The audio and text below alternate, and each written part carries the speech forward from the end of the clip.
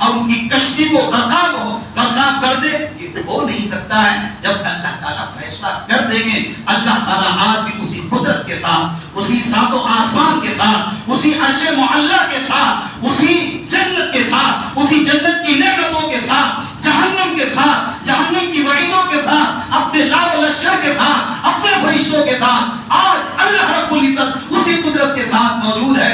بشرط یہ ہے کہ میں اور آپ بنیں۔ جب بنیں گے اللہ تعالیٰ غیبی مددیں اور غیبی نصرتیں اللہ تعالیٰ ہمارے ساتھ فرمائیں گے۔ اس بات کا رونا ہرگز نہیں رونا چاہیے۔ ہم الپسنکھیاک ہیں، ہم مینورٹیز میں ہیں، ہم اقلیت کے اندر ہیں۔ مسلمان کبھی بھی اکثریت کے اندر نہیں رہا، اور قرآن بھی کہتا ہے کہ تم کبھی بھی اکثریت کے اندر نہیں رہے۔ قلیل من عبادی الشکور، بہت کم میرے بندے شکر گزار ہیں۔ قلیل من عبادی الصالحون، بہت کم بندے میرے نیکوکار ہیں۔ واذکروا اذ انتم قلیل مستضعفون فی الارض، یاد کرو اس وقت کو جب تم نہتے تھے، کمزور تھے، زمین میں کمزور سمجھے جاتے تھے، تھوڑے تھے۔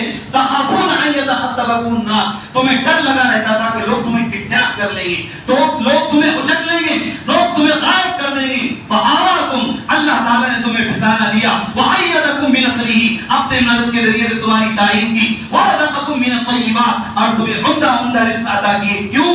لعلکم تشکرون، شاید کہ تم شکر گزار بن جاؤ۔ شکر گزاری یہ ہے کہ فی المنشد والمکرہ، کہ تنگی کی حالت میں اور وسعت کی حالت میں ہم اللہ رب العزت کے جناب محمد رسول اللہ صلی اللہ علیہ وسلم کے دامن کو نہ چھوڑیں۔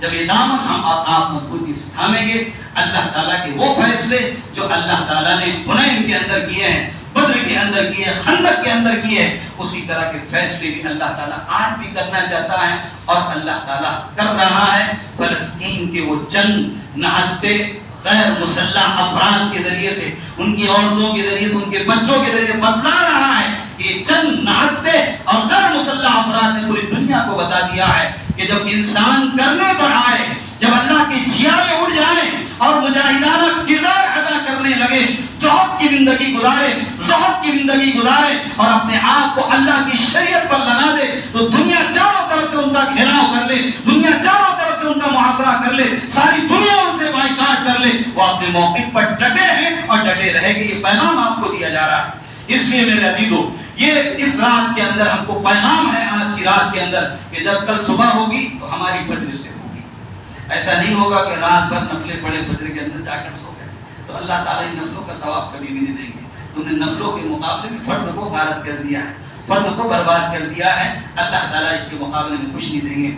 لہٰذا آج کی رات عبادت کی رات ہے، آپ عبادت کیجئے، اللہ تعالیٰ سے مانگیے، فضائل عمری پڑھیے، جو کچھ عبادتوں کے لوازمات ہیں ان کو پورا کیجئے، قرآن کریم کی تلاوت کیجئے، فہم حاصل کیجئے، قرآن کریم پر تدبر کیجئے، تفکر کیجئے، قرآن کریم کی آیتوں پر غور کیجئے۔ اللہ تعالیٰ اپنے اسرار اور اپنے رموز اور اللہ تعالیٰ اپنے مخفی، اپنے وہ پردے جو اس نے غیب کے اندر رکھے ہیں، وہ سارے کے سارے کھول کر رکھ دے گا۔ اور جب آپ قرآن کریم کی ایک ایک آیت کو پڑھتے ہوئے جائیں گے تو اللہ تعالیٰ آپ پر اسرار کو کھول دیں گے، رموز کھول دیں گے، پھر آپ اشش کریں گے اپنی آپ پر کہ اللہ تعالیٰ نے کیا فرما دیا ہے، اللہ تعالیٰ نے کیا کہہ دیا ہے۔ اس لیے میرے عزیزوں، اپنی زندگی کو بنائیں، سنواریں، اس ملک کے اندر خصوصاً ڈٹ کر رہیں، استقامت کے ساتھ رہیں، جم کر رہیں، تعلیم کے ساتھ رہیں، علم کے ساتھ رہیں، اپنی شریعت کے ساتھ رہیں۔ ایسا کبھی نہ ہونے دے کہ اگر کوئی قانون آ جائے اور کچھ آ جائے آپ اس سے دستبردار ہو جائیں،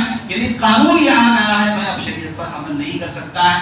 بالکل بھی ایسا نہیں کرنا چاہیے، بلکہ اپنے موقف پر ڈٹے رہنا چاہیے۔ آخری بات جس میں اللہ تعالیٰ کہہ یا ایھا الذین آمنوا اصبروا، اے ایمان والو صبر کرو، وصابروا، اور صبر کی ایک دوسرے کو تلقین کرتے رہو، ورابطوا، صبر نہیں ہو پائے گا، تلقین نہیں ہو پائے گی، ایک دوسرے سے لڑ بھڑیں گے، ایک دوسرے سے مخالفت کریں گے، ایک دوسرے کے خلاف جائیں گے، ایک دوسرے کی ٹانگ کھینچ کر کے کھینچیں گے، ایک دوسرے کا چھت بلند ہوتا ہوا دیکھنا پسند نہیں کریں گے، اس کے باوجود بھی تم کو صبر کا دامن اپنے ہاتھ سے نہیں چھوڑنا ہے۔ لہذا اس کے تعلق سے وہ صابر ہو، ایک دوسرے کو صبر کی تلقین بھی کرنا ہے، ورابط ہو، ایک دوسرے سے جڑ کر بھی رہنا ہے، چاہے ہمارے لاکھ اختلافات ہوں، فروعی چیزوں کے اندر ہمارے لاکھ اختلاف ہو سکتے ہیں، لیکن اصولی چیزوں کے اندر میرا اور آپ کا کوئی اختلاف نہیں ہے، اس کے اندر ہم جمے رہیں۔ پھر اللہ تعالیٰ کہہ رہے ہیں لعلکم تفلحون، فلاح تم کو ملے گی۔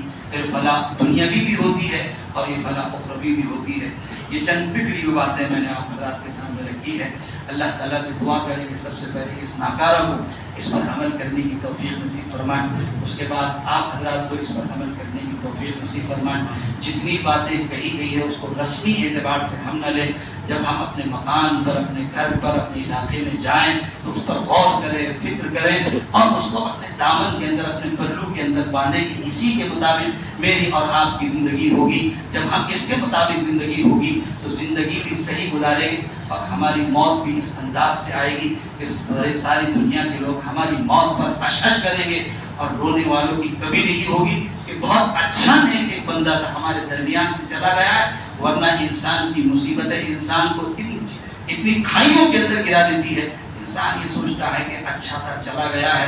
جتنے ظلم اور جتنے جور اس نے کیا ہے، جتنی زیادتیاں اس نے کی ہے، اور جتنا اس نے اس دنیا کے اندر کرپٹ پھیلایا ہے، کرپشن بنایا ہے، اور جتنے اتیاچار، جتنا ظلم اس نے کیا، ایک شخص اس سے کم ہو گیا ہے۔ یہ چیزیں نہیں بننا چاہیے، بلکہ ہماری موت پر لوگوں نے اشش کرنا چاہیے، ہماری موت پر رونا چاہیے۔